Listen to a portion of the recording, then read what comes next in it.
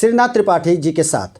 और आप इस समय जो देश में पूरा हंगामा मचा है, सदन तक हंगामा मचा है, सिरप स्कैम या यूँ कहें तो जहरीली सिरप, उसको कोई कोडीन सिरप कह रहा है, कोई और तरह तरह के नाम दिए जा रहे हैं। उसका जाल बताया जा रहा है कि ये गाज़ियाबाद से निकलता था और उत्तर प्रदेश के रास्ते से ये बिहार, झारखंड होते हुए नेपाल और बांग्लादेश, पश्चिम बंगाल, ये सब पूरा दिखाया जा रहा है कि पूरा जाल बिछा हुआ था और कई हज़ार करोड़ का इसमें स्कैम हुआ, घोटाला हुआ। यहाँ तक भी कहा जा रहा है कि 150 170 रुपये का बोतल 3000 से लेकर के 7000 तक बेचा जा रहा था। और एक शुभम जायसवाल का नाम आ रहा है जिसके बारे में कहा जा रहा है कि मात्र जो है 5 साल में 200 करोड़ का वो कारोबार कर लिया या 200 करोड़ का वो मालिक बन बैठा। लेकिन जिस अधिवक्ता से हम बात करने जा रहे हैं, आपके पास इस समय 10 आरोपितों का, मतलब अभी वो अभियुक्त नहीं है, आरोपियों का मामला है, केस है, आप उसको देख रहे हैं। तो सर हम ये जानना चाहते हैं कि ये जो कोडीन युक्त और तरह तरह की जो बातें बताई जा रही हैं, आखिर ये है क्या? ये सिर्फ प्रिंट मीडिया और इलेक्ट्रॉनिक मीडिया की अज्ञानता, हाइपरबोल, मनबढ़, सरकारें बदलते बदलते इनकी आदत हो गई है किसी बात को अनावश्यक रूप से अतिरंजित करके बताना। या तो ज्ञान नहीं है उनको। कोडीन युक्त तो हर खांसी की दवा है जी। भारत सरकार और उसका विशेष स्थान एक एनडीपीएस का कार्यालय है जो निर्धारित करता है कि कितनी कोडीन किस में कितनी मिलाई जाएगी जी।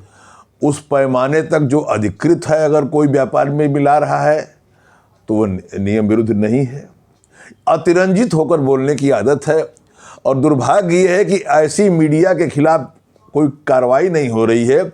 ऐसी मीडिया को बढ़ाया जा रहा है जो भारतीय सेना को लाहौर तक पहुंचा देती है और पता नहीं क्यों दिखाई नहीं पड़ता, सुनाई नहीं पड़ता। और हम जो देशवासी हैं वो इस मामले में अंधे बहरे हैं, इन्हीं की आंख से देखते हैं, इन्हीं कान से सुनते हैं। मध्य प्रदेश का मामला अलग था जी। मध्य प्रदेश में दवा अलग थी। मध्य प्रदेश में बच्चों वाली दवा थी। बच्चों वाली दवा में मात्रा कम हुई अधिक हुई, ये वहाँ का विषय हो सकता है। यहाँ की दवा अलग है, यहाँ की कंपनी अलग है और उस कंपनी से जो अंतर्राष्ट्रीय स्तर की कंपनी है, उसने जो कफ सिरप बनाया उसको सीएनएफ जो हिंदुस्तान के 4-5-6 हैं जो जिनको अब स्टॉकिस्ट कहा जाता है, वो स्टॉकिस्टों ने लिया, अपने लाइसेंस पर लिया, ऑनलाइन पेमेंट करके लिया और बाकायदे प्रॉपर तरीके से वो माल जितना चला उतना आया जी। इसके बाद वो हमारे जो 10 व्यापारी हैं इन होलसेलरों के यहाँ गया और इन होलसेलरों ने आगे बढ़ा दिया। निर्माण से हमारा कोई मतलब नहीं, उस सिरप के निर्माण में कोई आक्षेप भी नहीं।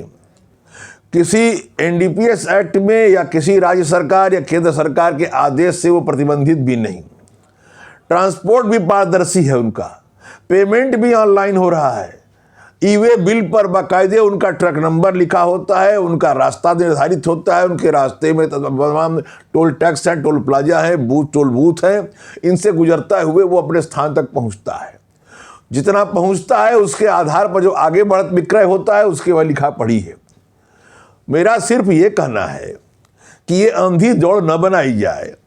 काशी के सम्मान का मामला है। दवा व्यवसायी भी आपके सम्मानित नागरिक हैं, वो उतने ही अच्छे मतदाता हैं जितने और कोई भी हो। और साथ ही साथ दवाओं से जनता का भरोसा उठ रहा है, ये न उठाया जाए। लोग कफ सिरप खरीद ही नहीं रहे हैं। कफ सिरप के बजाय लोग मिर्च खा के अपना काम चला रहे हैं। ये कोई तरीका है? डॉक्टरों से लोग ले नहीं रहे हैं, सारे कफ सिरप संदेह की निगाह से देखे जा रहे हैं। ये कौन सा आप चला रहे हैं, प्रचलन चला रहे हैं? अच्छा, जो ये 10 लोगों का आपके पास मामला है, एवॉर्ड कंपनी जो हिमाचल की रही, उस कंपनी को बंद कर दिया गया। तो ये जो उस कंपनी की दवा निकली थी वो एमपी और छत्तीसगढ़ वाली दवा थी, या जो दवाइयों का जिक्र यहाँ किया जा रहा है ये भी दवा वहाँ की है?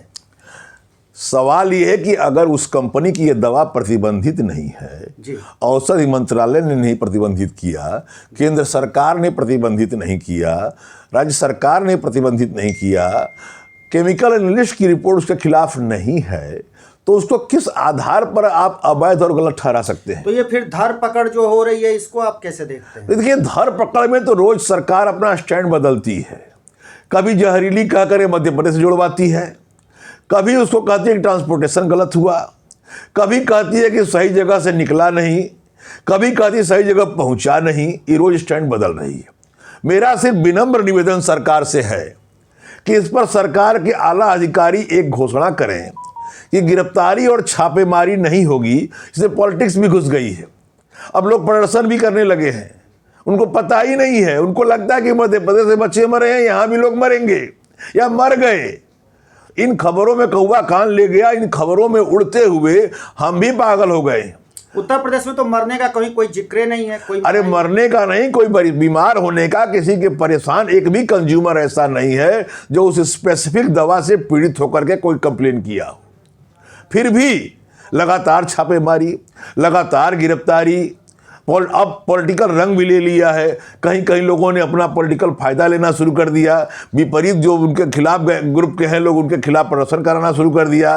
मारने पीटने के लिए लोग बरगनाने लगे, अपना अपना संगठन बनाने लगे, राजनीति करने लगे। ये सरकार को हो क्या गया है? नहीं, सरकार तो ठीक है, इसमें जो है पुलिस का रोल ये आपको नहीं लगता कि होना चाहिए कि आकर के बताए कि भाई ये तो प्रतिबंधित नहीं था उत्तर प्रदेश में, फिर भी इस तरह से हुआ है और धर पकड़ हम क्यों कर रहे हैं, इसको क्लियर करें। और दूसरी बात, जो इंडियन मेडिकल एसोसिएशन है वो चुप क्यों बैठा है? देखिए, सरकार की निगाह जब तक नहीं बदलेगी कोई व्यक्ति इधर से उधर नहीं होता है, न होगा। संस्थाएं चंगुल में, कोई व्यक्ति इधर से उधर न होगा, न हो सकता है जी। सरकार की निगाह बदलती बिगड़ती है। सरकार कल अपनी सुधर जाए, देखिए कल से मामला ठंडा हो जाए।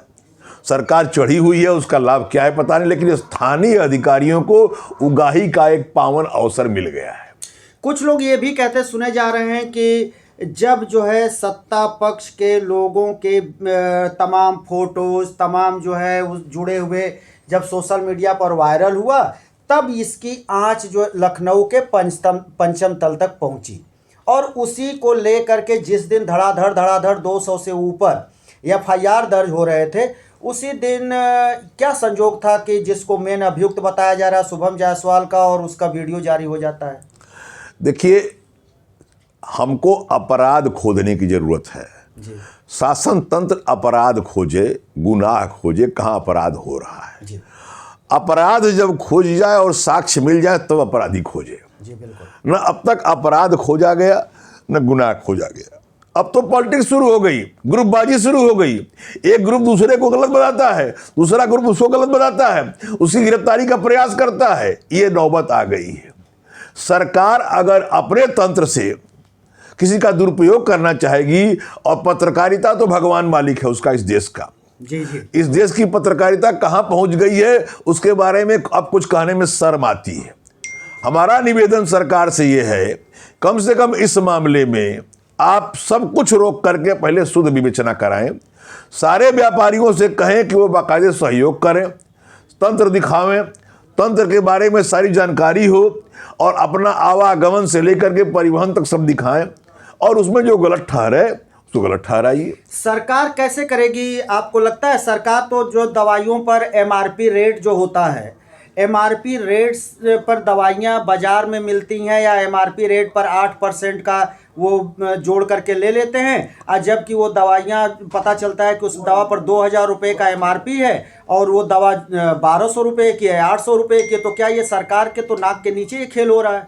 देखिए, राष्ट्रीय स्तर से लेकर के नीचे के स्तर तक जी दवाओं को लेकर के बहुत बड़ा स्कैंडल है जी। लेकिन चूंकि वो इस तरह से सरकार से, शासन तंत्र से जुड़े हुए हैं, लाभ हानि से जुड़े हुए हैं, कि 12 रुपए की दवा 120 में भी मिलेगी और 1200 में भी मिलेगी, जेनरिक। जी। तो यह तो इस देश में चल रहा है जहां दवाओं से और जीवन रक्षक दवाओं से भी खिलवाड़ होता है। ऐसी स्थिति में इस तंत्र को अलग करके आप नहीं सोच सकते कि दवा का पूरा स्कैंडल वो तो एक बड़ी बात हो गई। दूसरी बात हो गई, जो हम अगर आप स्पेसिफिक इस दवा की बात कर रहे थे और इसकी बात कर रहे थे, ऐसी चीज़ पकड़ा जिसमें कुछ है ही नहीं है। अगर पकड़ना ही है तो सरकार दवाओं का दाम निर्धारित करने का एक बड़ा काम अगर कर दे तो इस देश की जनता को बड़ी राहत मिलेगी, बड़ा कल्याण होगा, बहुत राहत मिलेगी। एक बात आखिरी ये है कि आप केस देख रहे हैं, मामले देख रहे हैं, खैर डिस्क्लोज तो एक हम नहीं कहेंगे कि आप डिस्क्लोज करें उन धाराओं का, लेकिन हम एक बात जरूर जानना चाहते हैं, क्या पुलिस के तरफ से गंभीर धाराएं लगाई गई हैं या कुछ ऐसी धाराएं लगाई गई हैं जो कि बस लगा दी गई? नहीं, धाराएं तो आजीवन कारावास तक की लगाई गई, आजीवन हैं, कारावास तक की लगाई गई हैं, लेकिन उसका कोई मतलब नहीं है। अगर तथ्यों से और साक्ष्यों से कोई धारा नहीं बनती है तो 302 आपके खिलाफ लगा दिया जाए और कोई आदमी मरे ही ना, तो फिर 302 लगाने का मतलब वो क्या स्टैंड नहीं करेगी। मतलब क्या है? उसी तरह से इसमें जो धाराएं लगाई गई हैं वो खूब लगाई गई हैं, पेट भर लगाई गई हैं, लेकिन कोई उसका मतलब नहीं है, कहीं भी वो साक्ष्य के आधार पर खड़ी नहीं होती है। मतलब धाराएं जो है बहुत सारी लगाई गई हैं, लेकिन वो धाराएं कोर्ट में कितनी टिकेंगी ये आने वाला वक्त बताएगा। तो आपने पूरी बात आपने समझा दिया और दर्शकों को भी ये पता चल गया होगा कि आखिर वकील साहब के पास जो मामले आए हैं वो कैसे हैं और वो उसकी जो है पैरवी आगे कैसे बढ़ेगी, ये सारी चीज़ें आपके सामने वकील साहब ने रखा। दोस्तों, हम फिर किसी दूसरे वीडियो को लेकर हाजिर होंगे, तब तक के लिए शिवमूर्ति दुबे को दीजिए इजाज़त।